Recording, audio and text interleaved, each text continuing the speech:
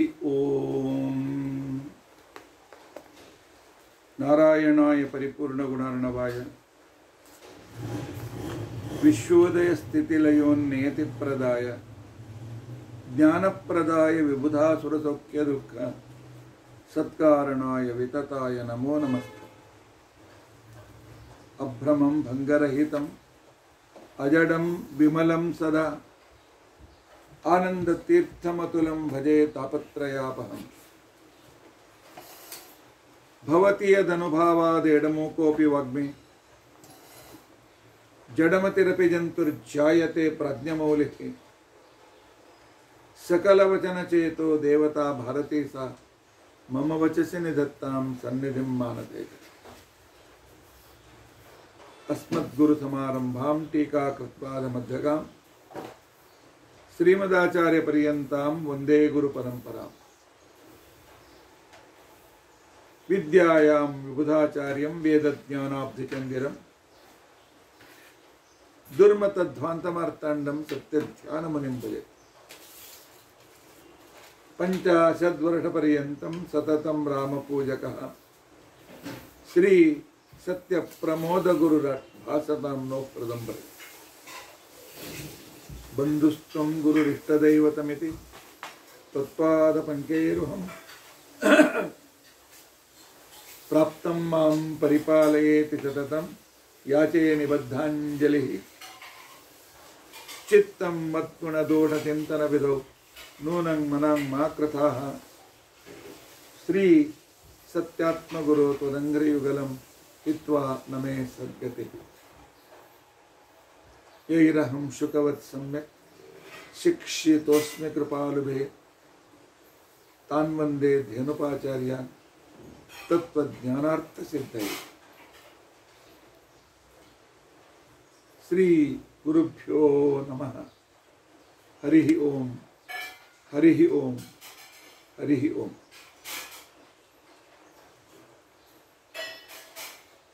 हरे राम राम राम हरे हरे, हरे कृष्णा कृष्ण कृष्ण हरे हरे, हरे राम राम राम हरे हरे, हरे कृष्ण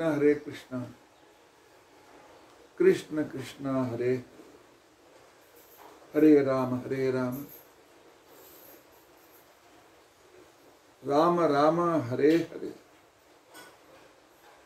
हरे कृष्ण कृष्ण कृष्ण हरे,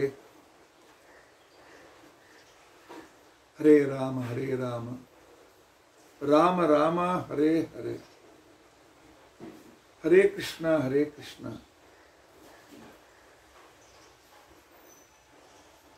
कृष्ण कृष्ण हरे।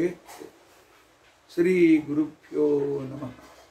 हरिः ओम हरिः ओम हरिः ओम। कालपासून नवरात्री उत्सव प्रारंभ झालेला आहे आणि हा नवरात्री 2 रीतीने पालन केला जातो। महाराष्ट्र, उत्तर प्रदेश आणि मध्य प्रदेश इत्यादीकडे देवी पूजा, दुर्गा देवी पूजा, चंडिका देवी पूजा, दुर्गा सप्तशतीमध्ये सांगितलेल्या अनेक विधानांच्या दृष्टीने ही पूजा केली जाते। दक्षिण प्रदेशामध्ये कर्नाटक, आंध्र प्रदेश, तमिळनाडू इथे विशेष रूपामध्ये आंध्र प्रदेशमध्ये असलेला तिरुपती बालाजी, तिरुमला इथे तिथे असलेले बालाजी अर्थात व्यंकटेश स्वामींच्या व्यंकटेश देवाचा एक विशिष्ट उत्सव अर्थात ब्रह्मोत्सव हा 10 दिवस केला जातो. तिरुपतीमध्ये अर्थात तिरुमलामध्ये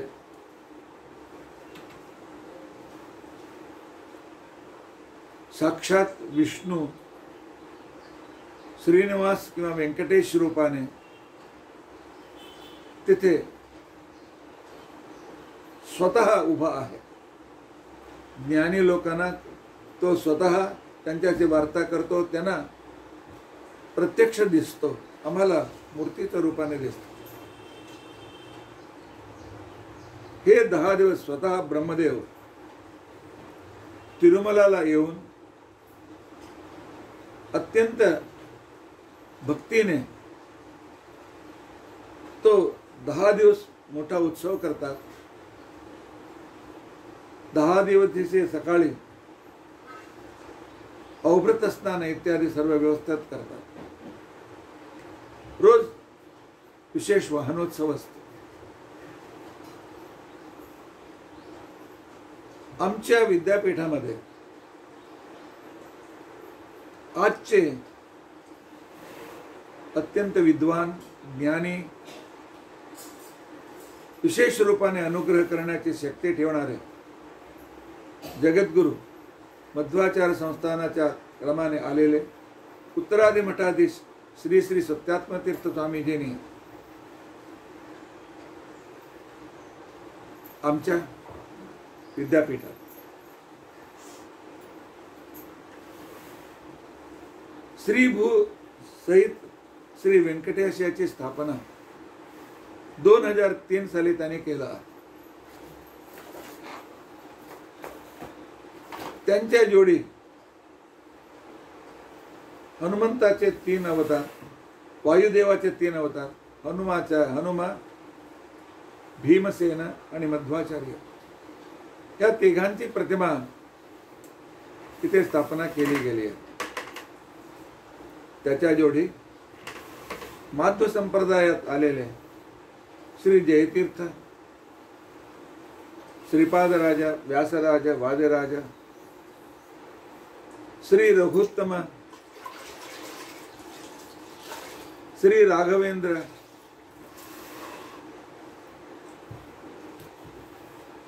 सत्यध्यान, सत्यप्रमोद इत्यादी 10 गुरूंची स्थापना.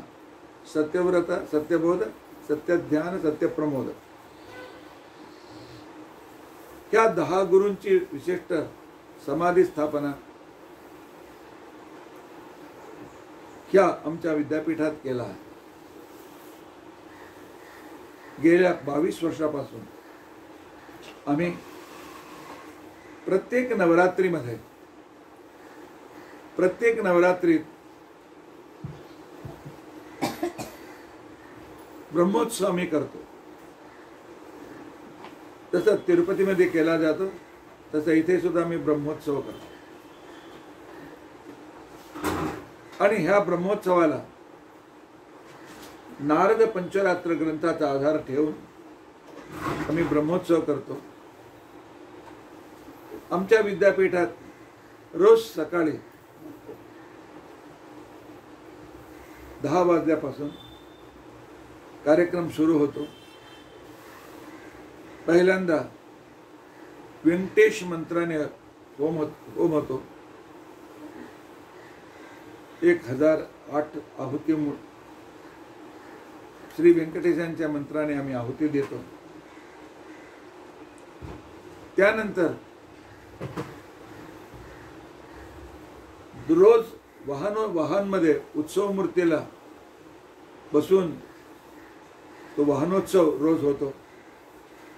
महापूजा, महामंगल आरती आणि 1 ते 1:30 वाजता महाप्रसादाचा संदर्भ असतो. त्या उत्सवाला जे मुंबईच्या विरार उपनगरात आमचा विद्यापीठ आहे,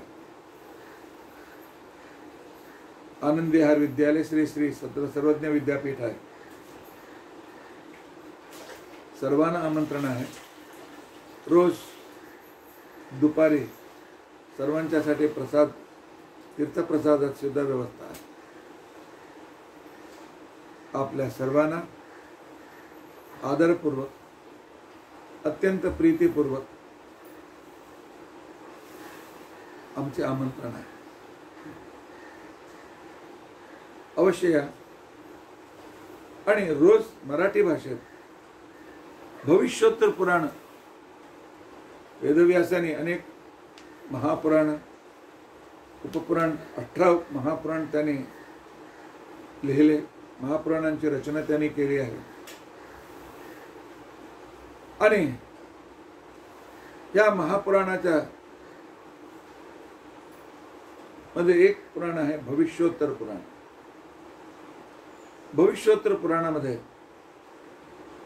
श्री व्यंकटेश महात्म्य, अर्थात व्यंकटेश वैकुंठातून या तिरुमलावरती केव्हा आले, कशासाठी आले, संदर्भ काय होता, इथे आल्यानंतर कसे वास्तव्य केले, त्यानंतर त्याच तिरुपतीच्या प्रदेशात राहणारे आकाशराजाची मुलगी पद्मावतीशी त्यांचा विवाह कसे काय झाले, ते हे मंगल प्रसंग जे आहे, या मंगल प्रसंगाचा प्रवचन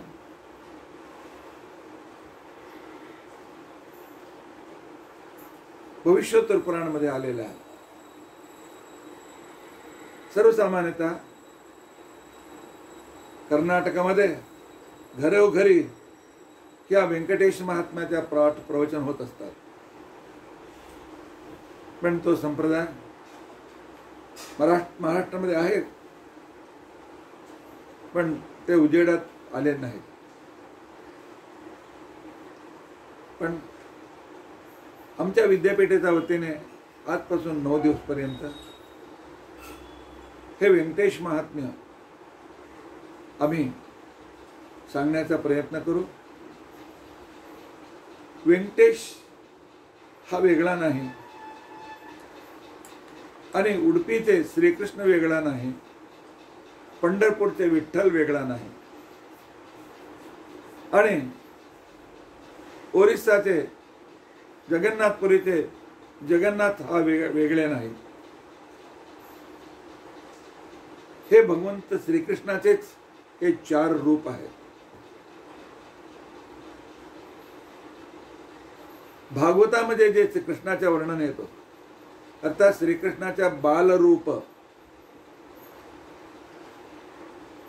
श्रीकृष्णाच्या बालरूपाचा वर्णन, त्याची महिमा, त्याची पूजा उडुपीमध्ये होते. कर्नाटकामध्ये उडुपी प्रसिद्ध क्षेत्र आहे, तिथे बालरूप कृष्णाचे प्रतिमा आहे. आणि त्यानंतर श्रीकृष्णाने रुक्मिणीशी जे विवाह केले, तो श्रीकृष्ण विष्णू, श्रीकृष्ण रुक्मिणी चा सन्निधान आहे आमच्या पंढरपुरामध्ये. पंढरपुराचा विठ्ठल वेगळा नाही आणि विष्णू वेगळा नाही.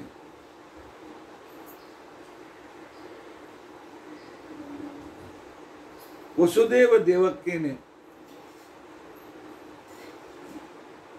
त्या कृष्णाला, देवकीने अवतार, कृष्णाच्या अवतारासाठी ती निमित्त झाली आणि तो गोकुलात वाढला. गर्गाचार्याने येऊन त्याला कृष्ण असा नामकरण केलं आणि नामकरण केल्यानंतर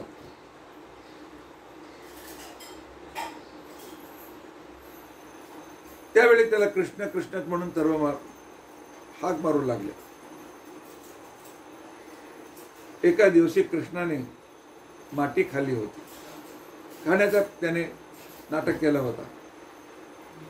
बलरामाने आईला सांगितलं, बघा तुमचा कृष्ण माती खाता. तो यशोदा सांगते, कृष्ण माती खालास का? त्यांनी उत्तर दिलं, मैं माटी न खायो. मी माटे खाल्ली नाही. तोंड करून दाखव, तोंड उघड. तो कृष्ण सांगतो, आई माझे तोंड उघडल्यानंतर तू बघण्याची शक्ती तुझ्यात आहे का? यशोदा सांगते, अरे बस कर रे, तुझं लहान तोंड बघण्याला मला काय त्रास आहे, मी बघते. श्रीकृष्णाने तोंड उघडला. त्यावेळी त्या तोंडात त्याने संपूर्ण विश्व बघितलं.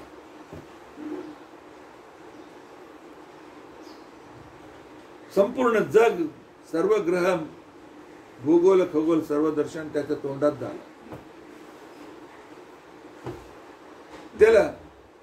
तिला विश्वरूपाची आठवण आली. सांगितलं, तो आहे कोण रे? त्याने सांगितलं, मी विष्णूचा अवतार आहे. त्या दिवसापासून यशोदा त्याला विष्णू विष्णू विष्णू म्हणायला सुरू केलं. त्याचे निकनाम, प्रेमळ नाव.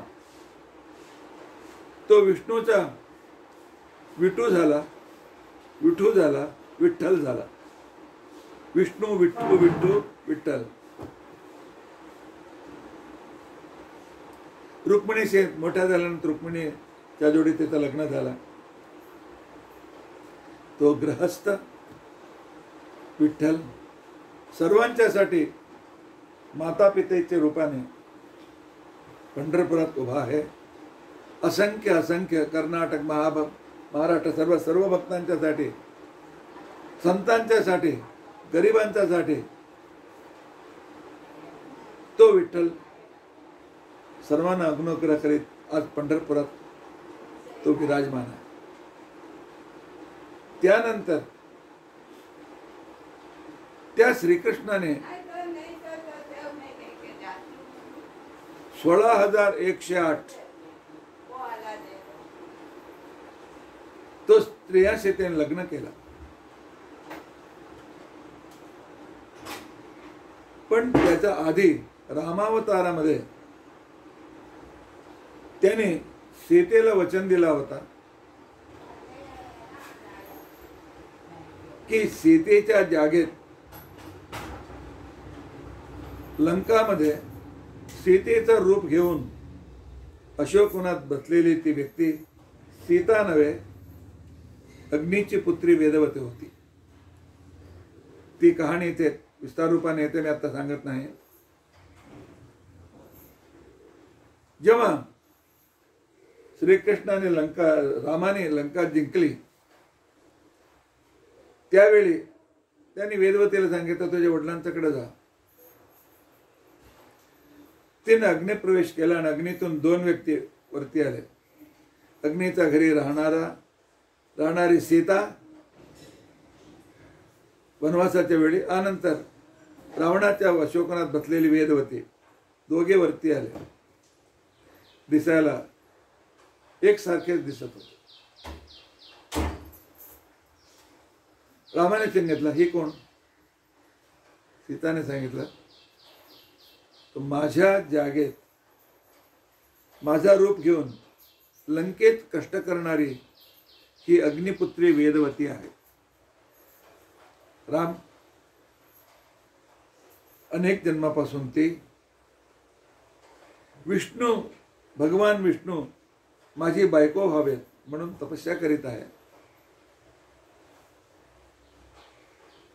माझी प्रार्थना आहे, राम आप ह्याच्याशी सुद्धा लग्न करून घ्या. मला ती सवत झाली तर मला काय हरकत नाही, मला काय ऐतराज नाही. रामाने सांगितलं, सीता या अवतारात मी एकपत्नी व्रत आहे. या रामावतारामध्ये मी हिच्याशी लग्न करू शकत नाही. आणि माझा पुढचा अवतार आहे कृष्ण अवतार.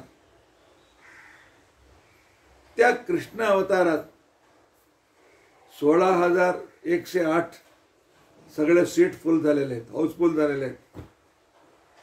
त्या सर्वांना मी वचन दिलं आहे, पण ही वेदवतीशी मी लग्न करतो, चिंता करू नकोस. द्वापर युग आणि कलियुगाचा जो संधिकाल असतो, त्या संधिकालात, अर्थात ज्या संधिकालात आम्ही आहोत, या संधिकालात मी वैकुंठातून साक्षात रूपाने, अर्थात अवतार रूपाने नाही, साक्षात विष्णूच्या रूपाने मी तिरुमला मध्ये येऊन भक्तांच्या उद्धारासाठी राहतो. त्यावेळी तो तिरुमला तिरुपती भूवैकुंठ असा त्याची प्रसिद्धी प्रचिती होईल. त्यावेळी ही वेदवती त्या देशाचे राजा आकाश राजाची पुत्री म्हणून अवतार घ्यायचे. त्यावेळी हिचं नाव पद्मावती असे असणार. त्या पद्मावतीशी मी लग्न करतो. तर म्हणून कृष्णाने पद्मावतीशी लग्न करून अद्भुत श्रीमंत मूल रूपाच्या रीतीने जे अवतार कृष्ण दाखवित आहे तो रूप आहे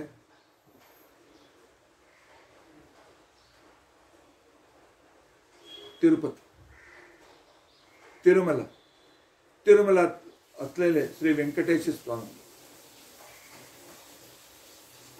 त्या व्यंकटेशाची महिमा भविष्योत्तर पुराणामध्ये आहे आणि त्या पुराणाचा मंगल श्लोक आहे. सर्वांनी लिहून घ्या. आणि या नवरात्रामध्ये 108 किंवा 1008 वेळा तरी पारायण जप अवश्य करा. तुमचे सगळे जे का दुःख रोग इत्यादी दूर होतात आणि तुमचे जे काय अभिष्ट आहेत, अभिलाष आहेत, ते सर्व पूर्ण होतात. तो श्लोक असा आहे, ब्रह्मरुद्रादि वंद्यम त्वाम भजे वेंकटनायकम निवारयस्वानिष्टानि साधयेष्टानि माधव. हे माधव रमापते, तू व्यंकटनायक,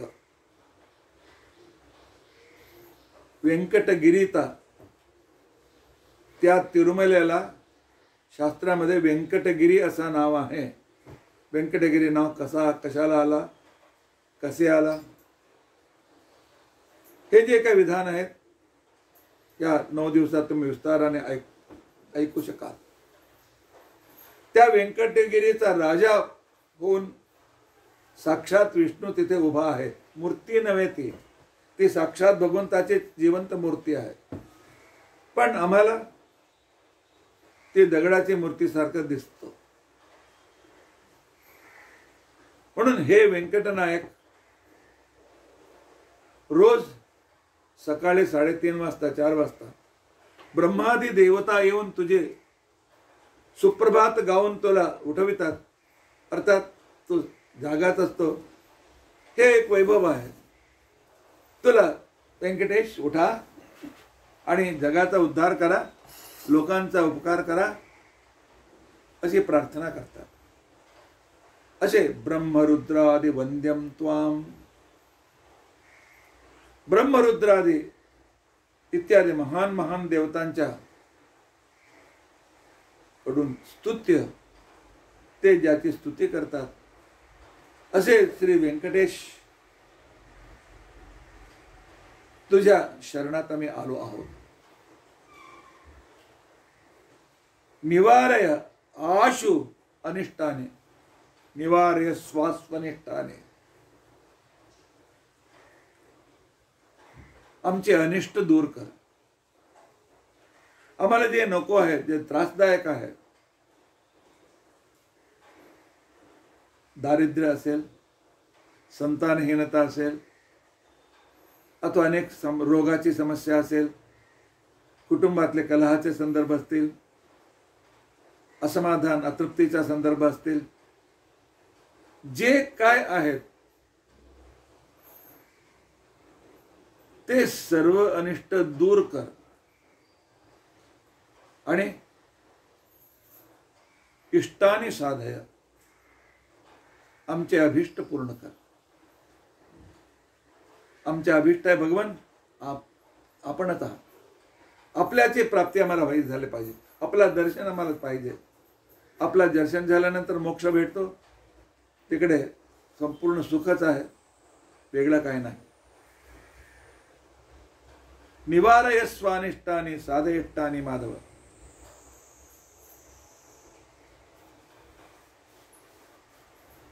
ही प्रार्थना रोज करा.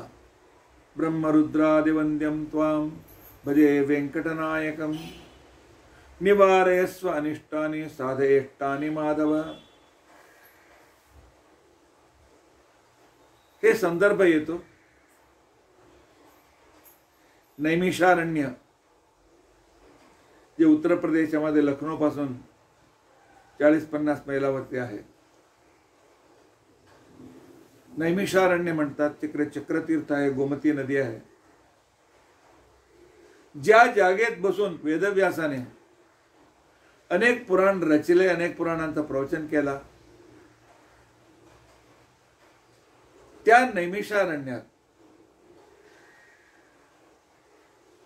कलियुगाचा पूर्वी, कलियुग संधिकाल येण्याचा पूर्वी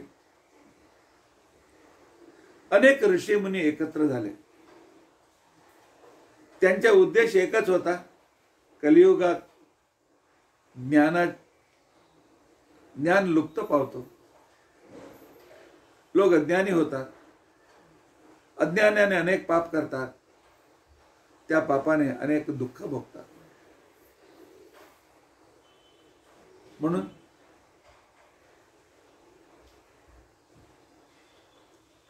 ते दुःख दूर करण्यासाठी तुझ्या शरणात आम्ही आलो. त्यांच्यासाठी मार्गदर्शन करण्यासाठी सूताचार्य, शौनकादी अनेक ऋषी त्या नैमिषारण्यात एकत्र झाले होते. त्यावेळी सर्वांच्या प्रश्नांना उत्तर देण्यासाठी वेदव्यासांच्या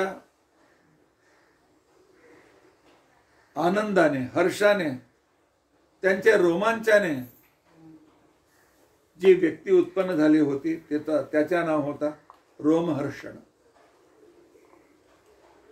वेदव्यासाने त्याला 18 पुराण शिकविले आणि सांगितलं, आजपासून पुराण बघता तू आणि तुझे वंशज होतील. त्यांच्या सख्खा पुत्र सूताचार्य, वेदव्यासांच्या साक्षात मुखाने सर्व ऐकलेले अद्भुत व्यक्ती, ते व्यासपीठात बसले होते. त्यांच्या सगळ्यांच्या प्रश्न उत्तर देण्यासाठी समोर बसले होते शौनक इत्यादी अनेक महर्षी. ते सुद्धा ज्ञानी होते, सर्व जाणणार होते. त्यांच्या आश्रमात 10,000 हजार विद्यार्थी असत. असे महाशाल अत्यंत अद्भुत ऋषीमुनी होते. श्रोताच्या रूपाने सांगणारे, स्वतःच्या वेदव्यासांच्या तोंडाने पुराण शिकलेले आणि ऐकणारे अनेक महर्षी. म्हणजे हा विषय किती गंभीर आणि उपयुक्त असेल त्याची प्रचिती तुम्हाला निश्चित आला असेल. आणि जेव्हा ते व्यासपीठावर विराजमान झाले, त्याच संदर्भात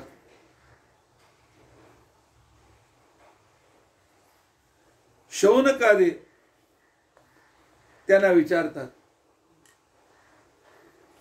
सूताचार्यजी, आपण आतापर्यंत तुम्ही आम्हाला रंगमहात्म्य सांगितला. अर्थात तमिळनाडू असलेले श्रीरंगम, तिथे असलेले त्या श्रीरंगरूपी कृष्णाच्या कृष्णाची महिमा, क्षेत्र महिमा सर्व आम्हाला तुम्ही विस्तृत रूपाने सांगितलंय. त्वया हस्तिगिरीशतु, त्यानंतर काळहस्तीची महिमा आपण आम्हाला सांगितलं. जगन्नाथस्य वै विष्णोः, आणि पुरी जगन्नाथाचे विष्णूचे महिमा आम्हाला तुम्ही सांगितलं.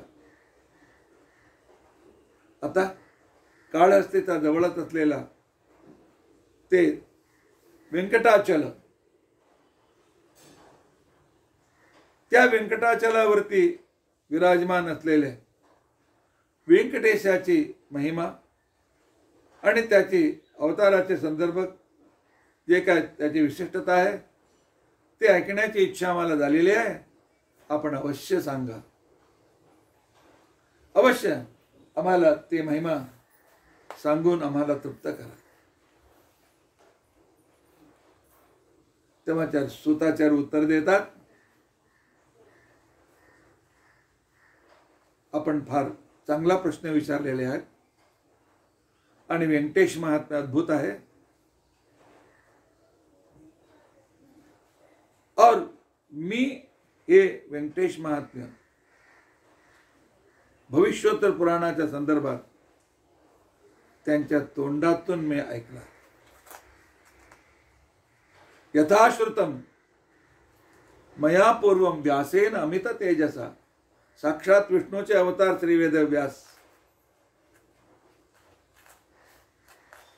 त्यांच्या तोंडाने मी हे पुराण ऐकलं आहे.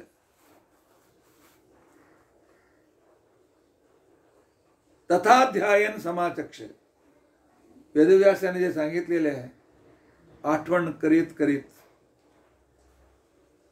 वेदव्यासाने जे सांगितलेले तुम्हाला ती कथा, ती महिमा तुमच्या पुढे मी सांगत आहे. सावधान मना शृणु, अत्यंत सावधानतया, अत्यंत लक्ष देऊन तुम्ही हे ऐका.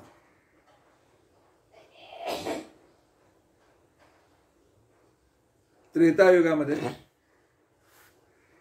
जनक राजा म्हणून विदेह, आज काय अफगाणिस्तान आहे, त्याच्या आजूबाजूला जनकपुरी होता.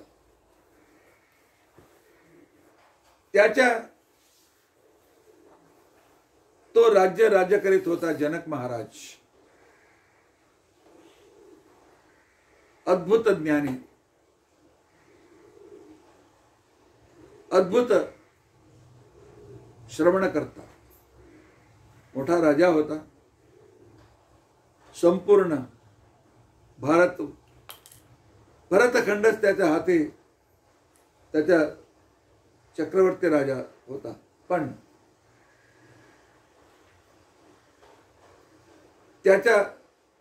नको, त्याला एक भाऊ होता, त्याचा नाव होता कुशध्वज. अद्भुत कर्तृत्वमान व्यक्ती आणि महाज्ञानी, महापराक्रमी. त्यांनी वडील बंधूंना सांगितलं, स्वतःच्या भावाला सांगितलं, भाऊ आपण ह्या राज्याच्या चिंता सोडून आपली साधना करा, मी सर्व राज्य बघीन, मला मार्गदर्शन देत राहा.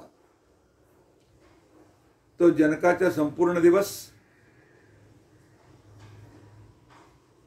अनेक शास्त्राचं श्रवण करणं, पुराण श्रवण करणं, जप करणं, स्तोत्र म्हणणं, होम हवन यज्ञ याग, हे दिवसाचे 12 ते 18 तास त्याच्यामध्येच त्याचे चालू होते. समृद्ध राज्य, भाऊ सर्व बघत आहे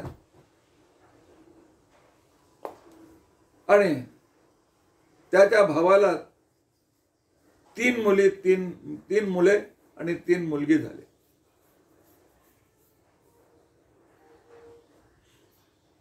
इथे जनकाला संतान झाला नाही म्हणून त्याने पुत्रकामेष्टी यज्ञ करण्याचं ठरविले. पुत्रकामेष्टी यज्ञामध्ये स्वतःच्या सोन्याचे नांगर तयार करून यज्ञभूमीला नांगरायचं असतं.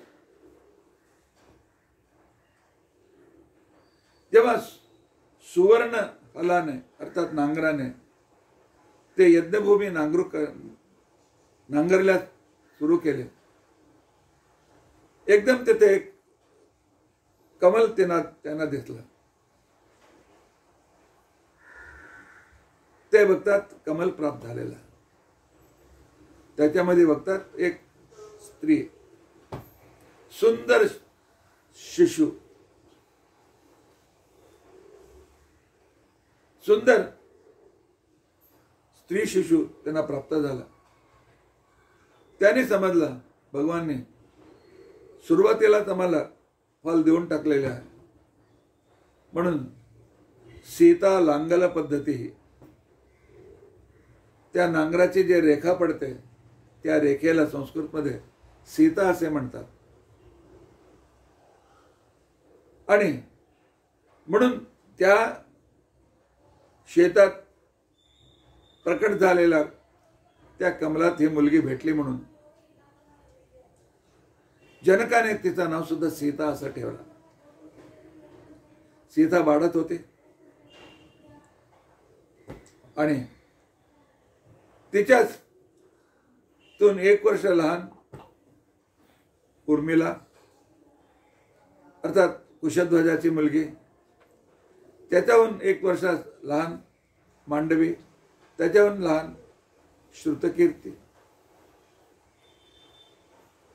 हे 4 बहीण, 3 सखी बहीण आणि दुसरी चुलत बहीण, सर्व 5 ते 10 वर्षाच्या आत होते. हे एकत्र खेळायचे, एकत्र जेवायचे, एकत्र शिकायचे, एकत्र झोपायचे. चौघांना एक क्षण सोडून दुसरे राहत नव्हते. एकामध्ये एक कुठे तर दिसेना असे झालं तर सगळे घाबरून त्याला शोधायचं, इतका प्रेम त्यांच्यामध्ये होता. घरात 3 मुलगे 4 मुली. अत्यंत आवडत असताना तो घर कसा नंदनवन सारखा असतो, त्यांचे वचन, त्यांचे खेळणं, त्यांचे वार्ता करणं, हे सर्व एक स्वर्गाचं सुखच असतं. आणि पूर्ण दिवस श्रवण इत्यादी शास्त्र श्रवण इत्यादी सुद्धा चालले होते.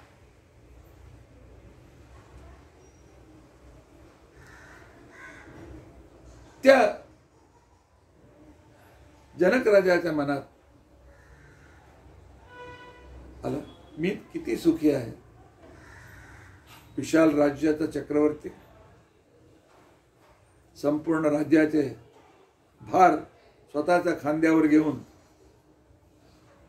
राज्य करणारा कुशध्वज सारखा भाऊ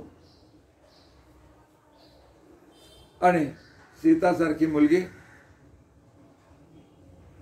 अजून काय पाहिजे. एक दिन तो विचार करू लागला,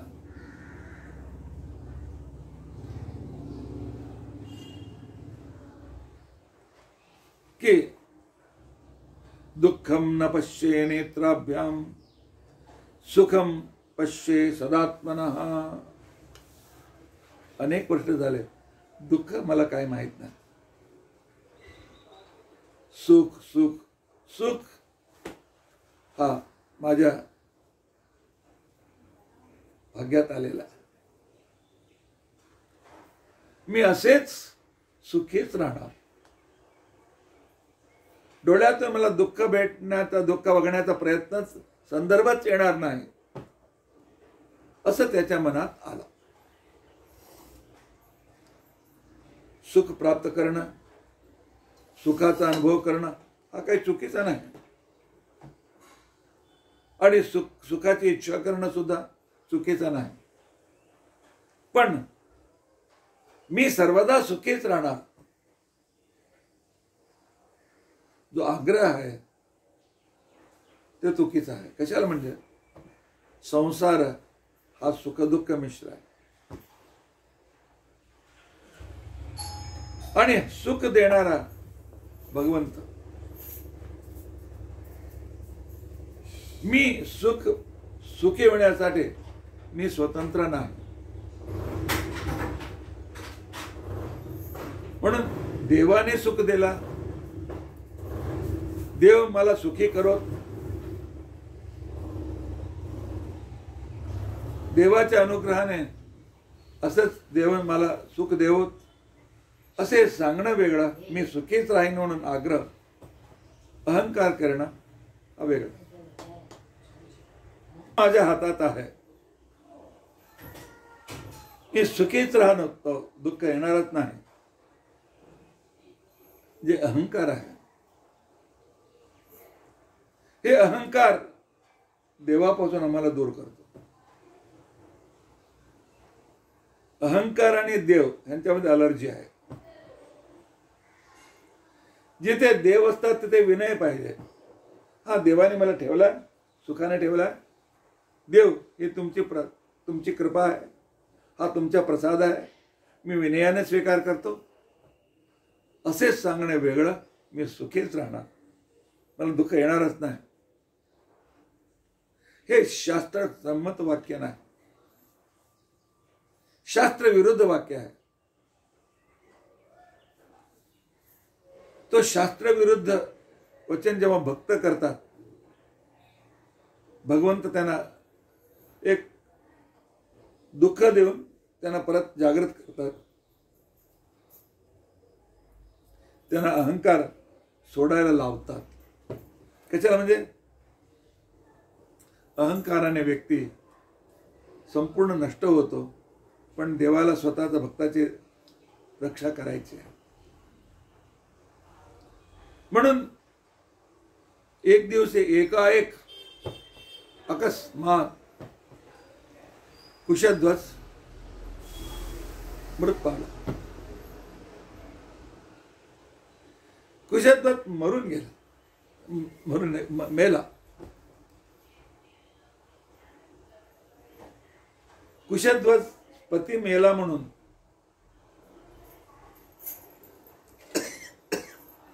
त्यावेळी तिची पत्नी सुद्धा आपले 6 मुलींना,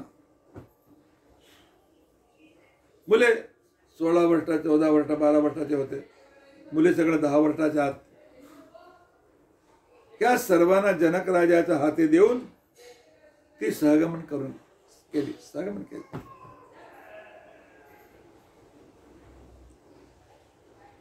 केव्हाही न दुःख बघणारा, दुःखाची कल्पना नसणारा या जनक राजाच्या डोक्यावरती मोठा डोंगर पडला, दुःखाचा डोंगर पडला. तो हतबल झाला. सर्व मुलांना आपल्या सभोवती बसवायचा, ते आई वडिलांचं स्मरण करून ते रडायचे, त्यांच्याजवळ हा सुद्धा रडायचा.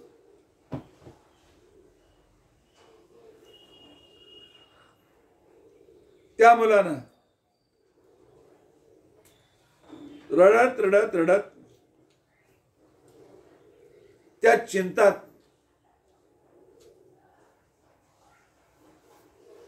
अन्न सोडलं, पाणी सोडलं. भो पुत्रा बालभावेपी मातृहीनाश्च कर्षिता. हे माझे भावाचे पुत्र आणि पुत्री, या लहान वयात तुम्ही माता पिता विहीन झालात, अनाथ झालात. तुमचं दुःख मला बघवत नाही. तुम्ही काय करू मला का सुचत नाही. म्हणून त्याने दुःख करीत राज्याकडे बघायचं सोडला, स्वतःचं जेवण सोडला, पाणी सोडला. थोड्याच दिवसात दुबळा झाला. पण पूर्वी प्रत्येक घराच्यासाठी एक पुरोहित असतो. प्रत्येकाने आपला एक कुळाचा पुरोहित करून घेत होते. आणि पुरोहितांचा कार्यक्रम होता यजमानाचा सुखदुःखात त्यांच्या जोडी राहणारे. पुरः एव हितम करोति ते पुरोहित. संकट येण्यापूर्वीच आपल्या ज्ञानदृष्टीने बघून यजमानांच्याकडून व्रत नियम उपवास शांती इत्यादी करून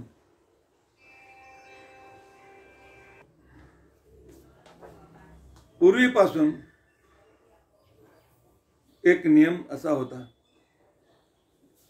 की पुरोहित प्रत्येक यजमानांच्या घराची काळजी घ्यायची. तो जेव्हा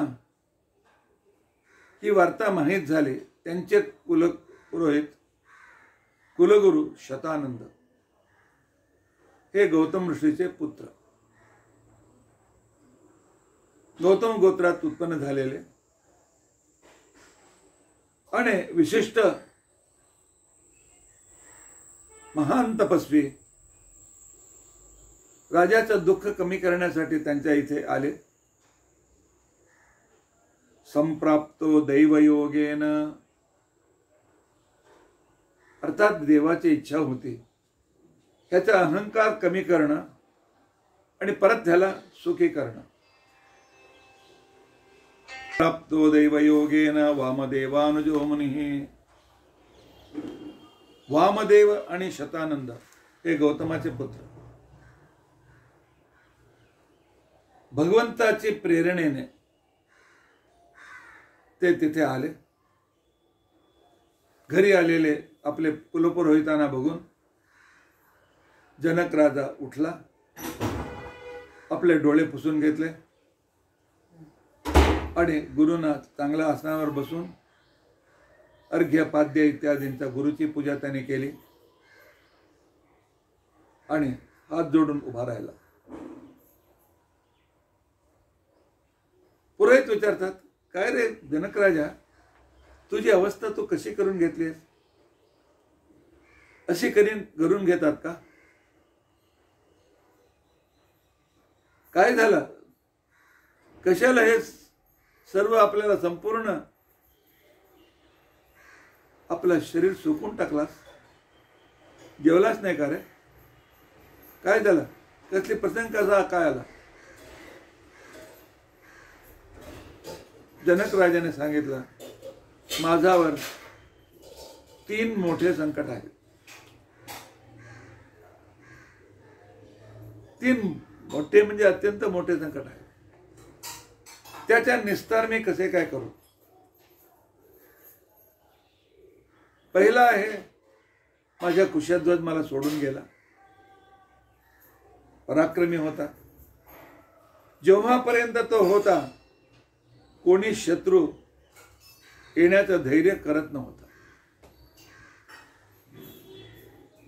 आणि आजचे जे रावण, इंद्रजित, कुंभकर्ण इत्यादी जे आहेत, कोणत्याही निमित्ताने आमच्या नगराच्या जवळ येतात. माझा भाऊ होता म्हणून निश्चिंत होता, तो त्यानं बघत होता. कशाला? म्हणजे माझी मुलगी सीता साक्षात लक्ष्मीचा होता. अद्भुत जगदेक सुंदरी. आणि हा रावण त्या स्त्रियांच्या मागे, तरुण स्त्रियांच्या मागे असलेला वेडा. शतानंद मला भय होतो, माझी मुलगीला तो अपहरण करून गेला तर काय करा? हा माझा ह्या तेभ्यो युद्धम कथम दास्ये, रावणाशी मी युद्ध कसं काय करू? ही माझी मोठी चिंता आहे. आणि दुसरं, सीतेला योग्य वर कुठे भेटेल? तितकी सुंदर, इतकंच नाही, त्याचे अद्भुत महान शक्ती. माझी सीताची महान शक्ती बघून मी एक प्रतिज्ञा केला. शैतानानं सांगितलं, काय प्रतिज्ञा? कोणती प्रतिज्ञा? सीता, उर्मिला, मांडवी, श्रुतकीर्ती हे सर्व एकत्रच खेळायचं. मी जिथे जातो, जिथे बसतो, माझ्या जोडी यायचं. एकदा मी आयुधागारात गेलो होतो. तिकडे आमचे सर्व आयुध, वेपन्स ठेवलेले आहेत तिथे. ते सुद्धा माझ्या जोडी खेळत आले. त्यांच्यात मोतीची चंडू होती, ते खेळत होते. ते चेंडू उडून त्या आयुधागारात ठेवलेला शिवधनुष्य, ज्याने माझ्या पूर्वजांना शंकराने संतुष्ट होऊन तो धनुष्य आमच्याकडे ठेवला होता, आणि तो धनुष्य शिवाला सोडून कोणी उठवू शकत नाही. आणि ती एक मोठी गाडी करून त्याच्यावर तो धनुष्य ठेवला आहे. ते गाडी इथून तिकडे हलवण्यासाठी 60,000 माझे सैनिक शंकराच्या वराने तयार झालेले. 60,000 व्यक्ती बसून ती गाडी इथून हलवतात, तिथून इथं हलवतात. ती चंडू उडून त्या शिवधनुष्याच्या गाडीत आत पडला आणि धनुष्याचा खाली गेला. मुली रडू लागल्या. मी जाऊन बघितला, थोडा खोलवर गेला होता. धनुष्य उठवल्याशिवाय ती चंडू घेऊ शकत नव्हते. तो काय करायचा? तो रडू लागला. मी असहाय्य होतो, अगतिक होतो. त्यावेळी हसत हसत सीता तिथे आली. हसत तिथे आली आणि बघितलं त्याने. तिने आपल्या डाव्या हाताने तो धनुष्य उचलला, चंडू घेतले, परत धनुष्य ठेवले. आश्चर्यचकित झाले. शंकराचा धनुष्य डाव्या हाताने ही माझी मुलगी उचलते. जगात कोणीही देवता, शंकराच्या नंतरचे देवता आणि मनुष्य कोणीही याला उचलू शकत नाही. म्हणजे माझी सीता साक्षात लक्ष्मीच असली पाहिजे. त्या दिवशी मी प्रतिज्ञा केला की याचे लग्न हा धनुष्य उठवणारा व्यक्तीच्या जोडीत मी करतो. त्याला सुद्धा हे सामर्थ्य असला पाहिजे. तो साक्षात शंकर असो, ब्रह्मा असो, विष्णू असो. पण धनुष्य उचलणारा व्यक्ती कुठे भेटत नाही. तसा व्यक्ती सीतेला योग्य वर केव्हा भेटणार? रोज रोज घरातून मला आमच्या बंधूकडून शिव्या मिळत आहेत. कसली प्रतिज्ञा केली? तुझी मुलीचं लग्न होणार नाही, ती तशीच राहणार. आणि त्याला योग्य वर कसे काय भेटेल, ती चिंता मला सतवत आहे. आणि मनुष्य सुखात असताना काही तर नवस मागतो. एका दिवशी मी बघितलं, हे माझे 4 मुली, भावाच्या 3 मुली आणि सीता, ते सर्व एकत्रच खेळायचं, एकत्र झोपायचं, एकत्रच जेवण करायचं. 1 मिनिट कोणी बाजूला चालले ते रडत बसायचं.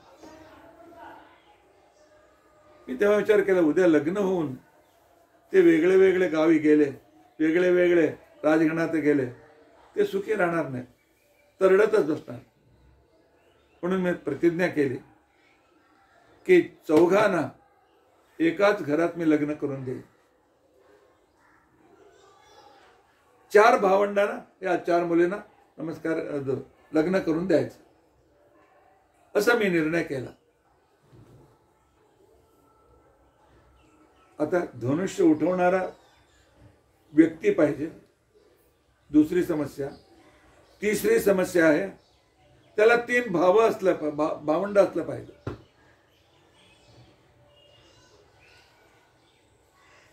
हे पुरोहित, माझे तिन्ही समस्या दूर करा. कोणत्या दृष्टीने मी माझा राज्य सुखरूप ठेवू शकतो? सीताला योग्य कुठे काय भेटणार?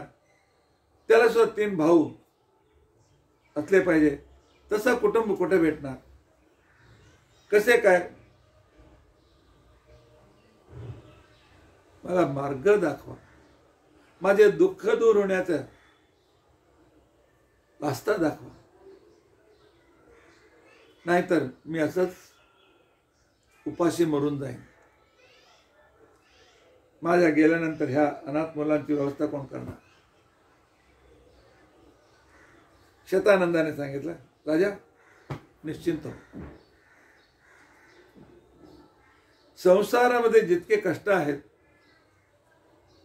ते कष्ट दूर करण्याचे उपाय सुद्धा आहेत.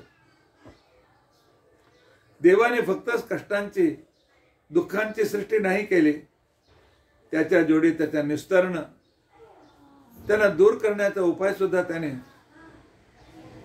निश्चित करून ठेवला आहे.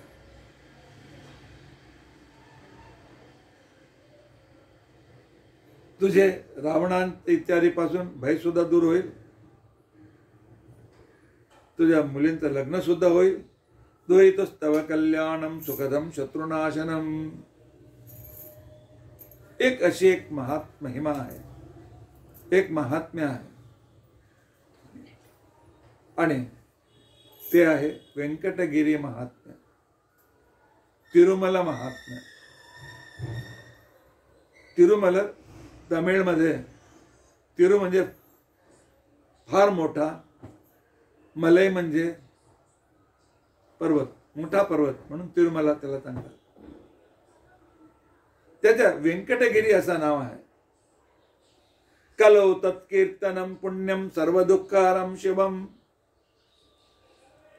कलियुगात त्या व्यंकटगिरीची महिमा अत्यंत मंगलकर आहे. सबविष्यम सहोत्तरम. तसे त्या व्यंकटगिरी महिमा 18 पुराणामध्ये, 16 पुराणामध्ये तो आलेला आहे. असा एक विषय आहे जो सर्व पुराणामध्ये आहे. सर्व पुराणात त्या व्यंकटगिरीचा महात्म्य, व्यंकटेशाचा महात्म्य, तिकडचे तीर्थांचे महात्म्य सर्व आम्हाला प्राप्त होतात.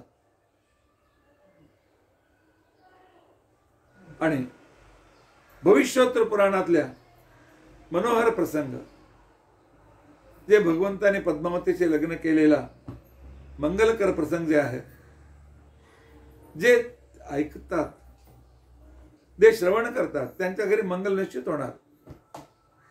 तुझ्या घरी सुद्धा मुलींचं लग्न आणि सर्व तुझ्या भावाचं, मुलांचं उन्नती सर्व प्राप्त होणार. म्हणून त्या व्यंकटगिरी महात्म्याच्या